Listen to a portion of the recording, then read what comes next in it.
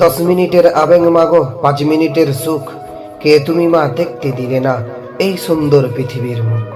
জোর করে আসেনি তো তোমার শরীরে আমি, পৃথিবীতে সন্তান নাকি মায়ের কাছে দাম। তবে কেন সুখের ভুলে আমায় পেটে নিলে, সুখের শেষে কেটে ছিঁড়ে আমায় ফেলে দিলে। একদিন ঠিকই আসবে তুমি আমার কাছে মাগো, কি বলবে আল্লাহর কাছে ঠিক করে রাখো। আমি তো মা বেঁচে গেছি, বেঁচে গেছে মান, নয় তো মরে বলতো সবাই অবৈধ সন্তান। একটু অবৈধ সুখ পেতে আমায় পেটে নিলে, কলঙ্কের ভয়ে আমায় আবার ছিঁড়ে ফেলে দিলে। তোমার মাও করতো যদি তোমার সাথে এমন, বুঝতে মাগো সেদিন তুমি মৃত্যুর যন্ত্রণা কেমন। সুতরাং বেপরদা শিক্ষিত মেয়ের চেয়ে পর্দানসীন অশিক্ষিত মেয়েকে বিয়ে করাই উত্তম। আল্লাহ পাক সবাইকে উত্তম বুঝ দান করুক, আমিন। কখনো কি ভেবে দেখেছেন কান্নার পর এত গভীরভাবে ঘুম চলে আসে কেন?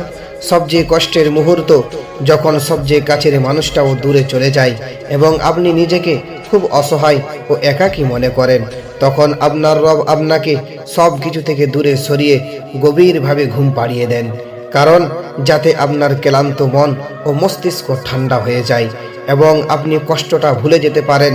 আশ্চর্যজনকভাবে লক্ষ্য করে দেখবেন, ঘুম থেকে ওঠার পর আপনার মনটা পুরো হালকা হয়ে গিয়েছে।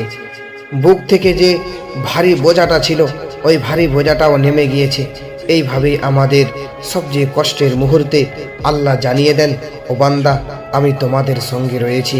কেউ তোমার সঙ্গে না থাকলে আমি আছি তোমার সঙ্গে। আলহামদুলিল্লাহ।